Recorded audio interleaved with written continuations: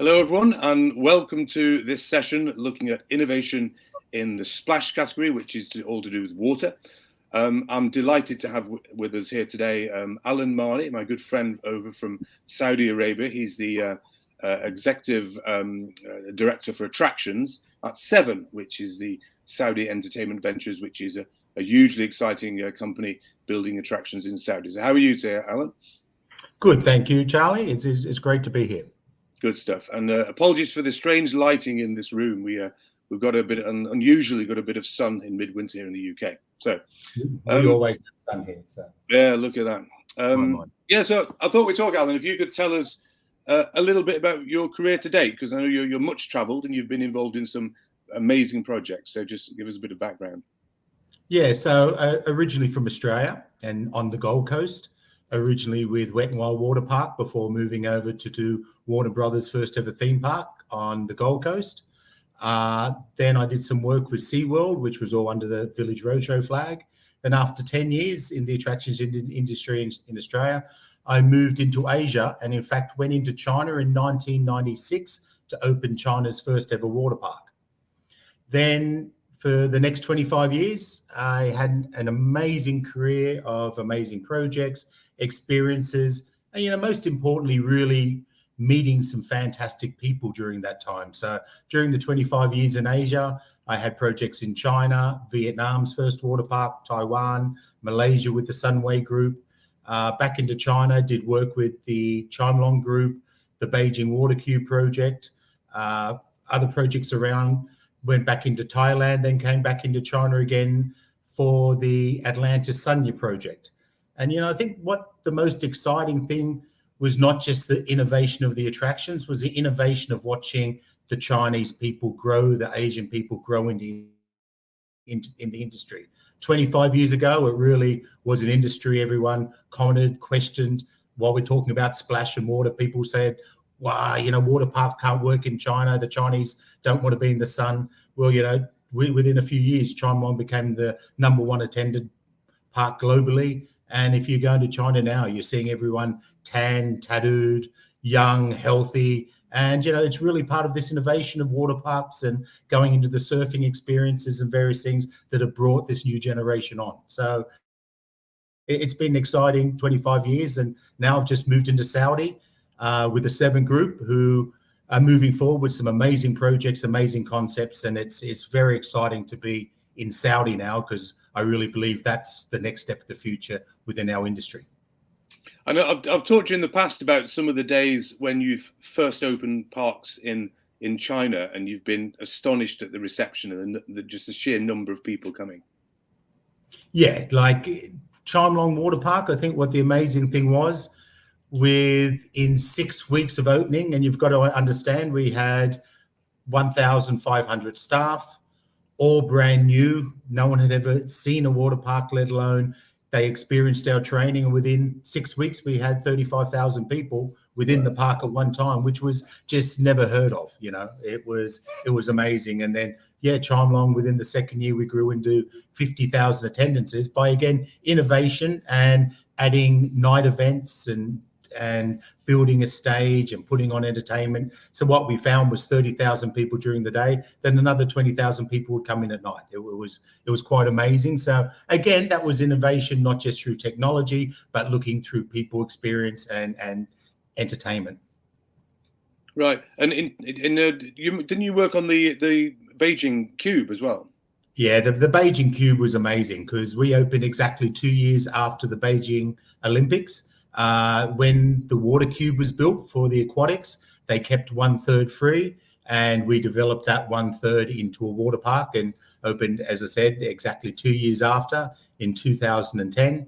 And it was very innovative. The design by Forec was incredible. What we made was a water park that gave an underwater experience, especially with the bubble aspect of people who are very familiar with that building. And then we worked very closely with ProSlide, Whitewater, and developed some very new innovative rides.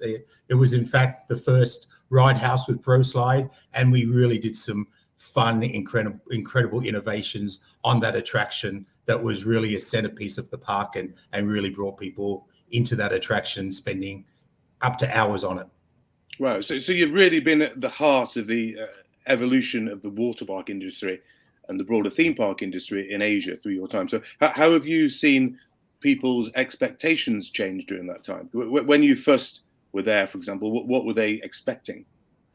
I think they don't know what they were expecting, and this was the incredible thing. I think Cham Long has a lot of good stories, and even Vietnam Water Park. I did Vietnam's water park, and what we found was that people didn't know what they were going to get. So during both of those attractions, when we opened them, people were turning up fully dressed without swimsuits because they didn't know what a water park was. We'd done our PR, we'd done our marketing. We'd opened with a huge bang, so people wanted to come and look. So the per caps in retail and the revenue in retail was phenomenal. And basically, to take Cham Long as an example, we had to redesign our whole opening area to be prepared for that. What we found was a high percentage of our number, people were buying swimsuits, and basically just had to set up stalls selling almost street stalls with swimsuits and towels, people buying and coming through. And, even Vietnam, I remember the retail manager when we went through their tech, which is a holiday period, and there she was working through the holiday going crazy, and said to me, because she didn't believe that retail was going to work in the park, because right. Branded logos back in that time was something that Coca-Cola gave out, or Tiger Beer, which was the beer at the time, gave out. So that they were just amazed. She said, no one's going to buy something with Saigon Water Park on it. And it was amazing. 1 year after opening, you could not travel to work without seeing someone not wearing a Saigon Water Park t-shirt somewhere. Wow. So I think it was just not understanding. And then people were so invested in that experience, they wanted to take that experience away with them. Okay, so there's a sort of a deeper connection to the brand of the park there, and an understanding of the importance of the park itself and its brand, if you like. Yeah, and it was so good. So then it was very exciting to be in Asia when you saw Disney coming to Hong Kong, saw Disney coming to China, and now watching Universal came to Singapore, but especially them coming to Beijing. So seeing these brands come in, it's very interesting to have been there earlier and generating your own brands and going through and seeing how adaptive. So you can see the success that Disney and Universal are having with that brand behind them. And of course, the great operations they've set up to go with it. Would you say did you notice the Disney and Universal parks raising the bar? Oh, exactly. There was no doubt about that. And I remember years back, doing presentations with IAPA, and I even remember being with Tom when he was at Hong Kong, who of course moved on to Beijing, and and did an amazing job. And he did an amazing job at Hong Kong Ocean Park. But I remember when he first came in, and we were doing presentations about brand and how Disney coming in. Of course, it was very. He built Hong Kong Water Park on that, understanding that Disney, and we did the same as at Cham Long. We realized that these brands coming in is only going to uplift the customers, uplift the market. And what was most important was then you had to be at a high standard to stay and to improve. The people who then kept to those lower standards quickly disappeared. And what would you say during your time seeing the market evolve, what would you say were the major technology innovations? Because obviously the experience to the guests right now is very, very different to what it was 25 years ago. Yeah, when you look at Disney was very interesting coming in, and they were caught by surprise that the Flying Theatre was the #1 attraction when they went in. And then the success they also had with the mountain climb that they had. It was very different watching the different audience, how they adapted differently, where it was more of an experience more than the Disney character and theme that you saw much more in the States. For the water park, the water park's been incredible watching what's happened over the last 10, 15 years. Surprising enough, the parks that I developed in China, I pretty much had first offs of many, many rides. We worked with ProSlide at Atlantis, and we brought in some amazing hybrid attractions. And you know, I remember 15 years ago, 20 years ago, thinking, where can the water slide, you know, market go? And you know, you've got people like Rick Hunter who, you know, who's just always thinking and being creative and bringing in these tornadoes and bringing in, you know, the steps that are going, you know, the areas that white water move forward. It's really amazing. And then again, you know, the competition between those two groups really keep them alive, and it's only much better for the industry, which is much better for the consumers in the long run. Because that's whitewater and ProSlide you're talking about, yeah. Yes, exactly. Okay, cool. And in terms of again, with regard to technology, the technology that enhanced the guest experience in terms of ticketing, apps, and all that kind of stuff, that must have been a huge change too. Yeah, watching where ticketing's gone, especially in China, because in China everything's done through WeChat. Everything's done through the phone. There's no no cash transactions. We do not touch it. So the innovations going through people going through then your online travel agencies, how it hooks up. So, you know, the most important thing now, what I believe in technology and what I'm seeing, and especially people in our industry moving forward, they need to understand the progress of the online travel agents really more than the progress of us, the attraction operators, because we're relying on those online travel agents to sell our tickets. So the days of walk-ups, of course, it's still there, but it's really disappearing. You know, people travel. First thing they do in the morning is they get their phone, they go into the local, you know, online travel, and they look, what are we going to do today? What are we going to do tomorrow? And it's booked while, you know, over breakfast. It's booked the night before. It's amazing. So what I found especially was important was to work with our suppliers to make sure the suppliers understood our online travel agents, and especially our suppliers coming into China. It was very new. And they really need to understand that it was a much more advanced than the West. It really was. So understanding how that worked and how the consumer buys the tickets is the most important thing. And, you know, especially judging in the Innovation Awards this year, there was some really great stuff of helping guests through the park during the day. And as an operator, I think that's critical. It's something at Seven that we're looking at. You know, what we're looking at most importantly is the guest experience, because the reality is guest experience creates more revenue.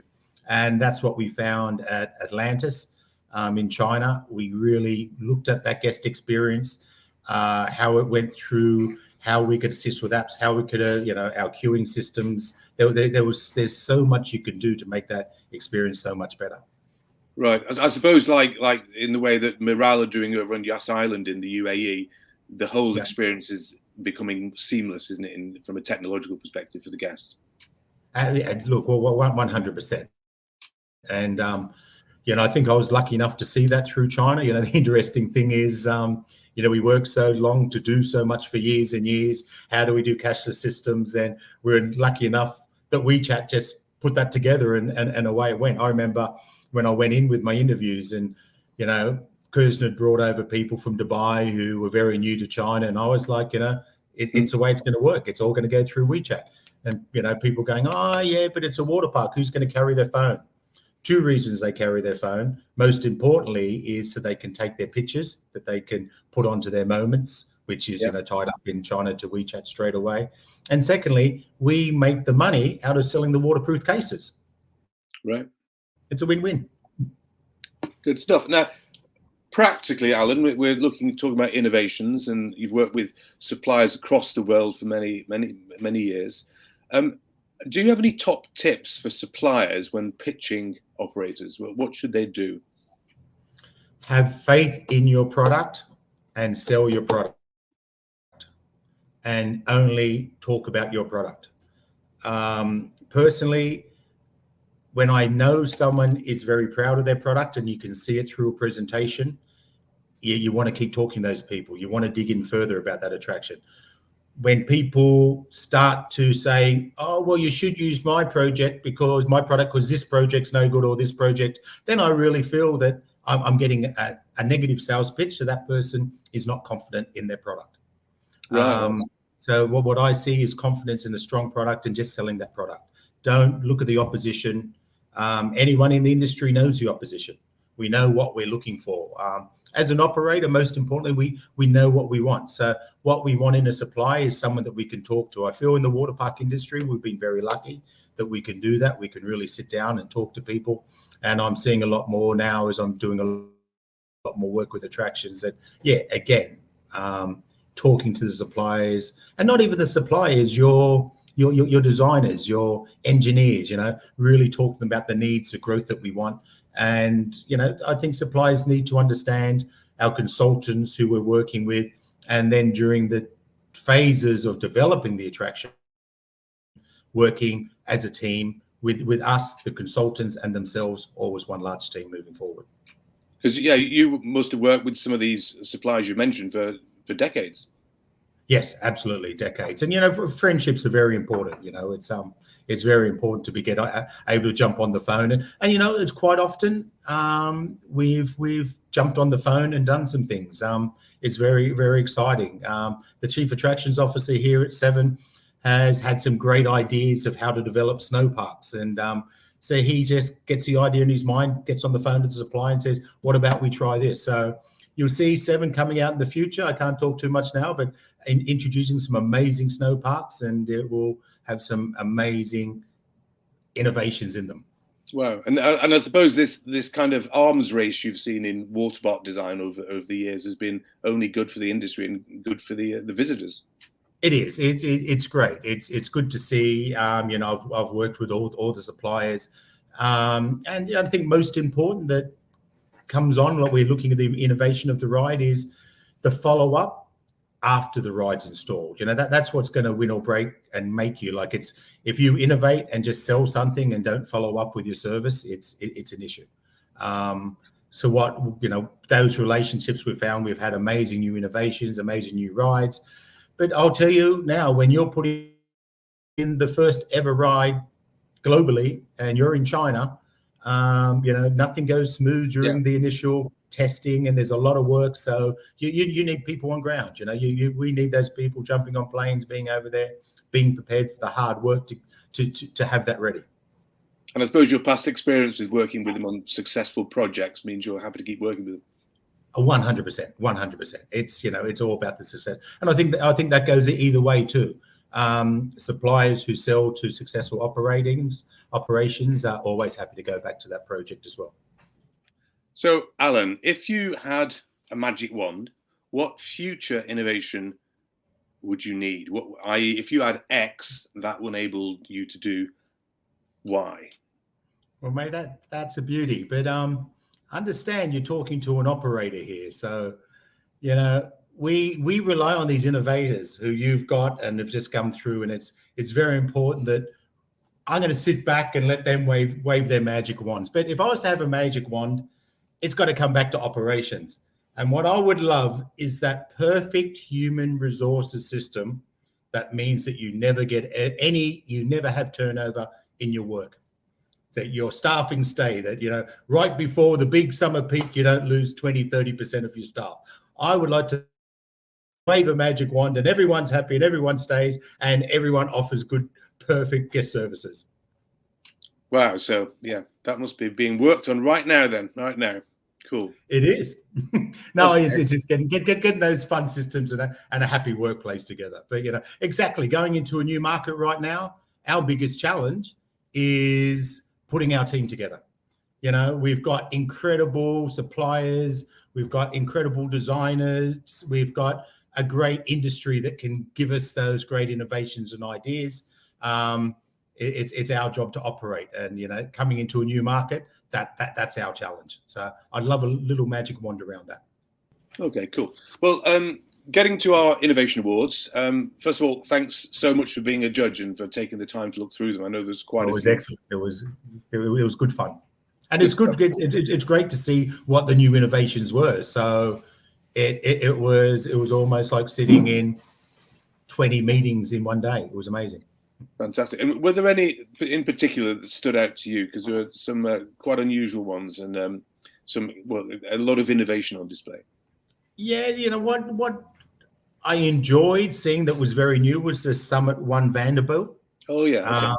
Okay. I just enjoy that. Tell the truth, at first I'm watching and I'm going, what is this? What is this? And then to do that within a building, it's just a new use of commercial space. Yeah. So that's what blew me away. We're always looking, but no, at the end of the day, we're a commercial business, and and you walk away from that going, should they be building penthouses? Should they be building the best office blocks? That's what you think. Is there more? Yeah. So it's something I'm going to follow, because I enjoyed the innovation. I enjoyed the guts of doing it. I think there was a lot of things that really inspired me about that. And I think as an industry, it's going to be something that we'll all follow, especially as developers, operators. It'll be very, very, interesting to see how that performs. Because it's always gutsy doing the first. Yeah. There's no ifs or buts about that. For sure. I thought the zoo poo was very cool. Oh yeah. Because we're always looking, especially with me tied up with resorts and water parks. What are we going to do with our water? How do we do this? We've always looking, especially now as things are going greener and greener and greener. But and I've worked at SeaWorlds. I've worked with animals. To be reusing the poo is it's just excellent. And you can see it's almost like a in-house innovation, and that's even cooler, because as an operator we have meetings. How do we do this? And for them to take that far is really to be applauded, and something to really watch. That's Marwell Zoo in the UK, I should mention. Yeah. Okay.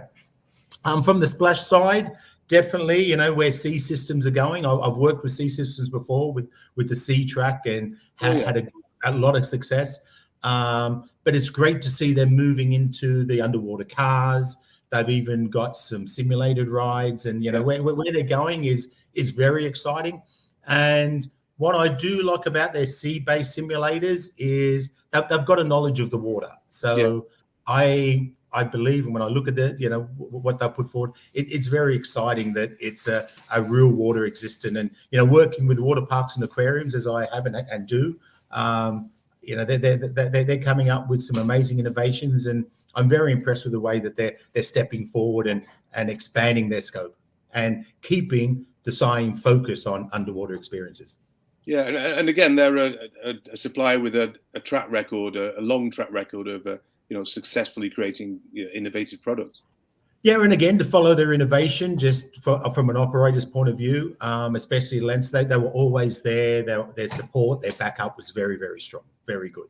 And their training was second to none, because to train people to take people underwater it's risky, even as an operator. So they give you confidence that, okay, it's perfect. I can move forward now. Okay, cool. Well, to everyone watching this live on the Monday or indeed the Tuesday, do take part in our public vote. You can go onto the site and essentially go to each booth, and you can vote for the innovation that you think is the best or the most notable. If you're watching this on demand in December or January or even next year, I'm afraid the vote's finished and there was a winner who did very well. So finally, if you want to keep watching now, after Alan and I have left the screen, you'll find out the winner of the splash category. So to everyone, thank you very much for coming along and listening. Alan, thanks so much for taking the time to speak to us and for judging. I know it's quite an endeavour, so I really appreciate it. And best of luck with your amazing new work in Saudi. Thank you very much. Cool. Take care. Thanks, Charles. See you, mate. Bye. Bye. And now the winners of the Splash Innovation Awards 2022.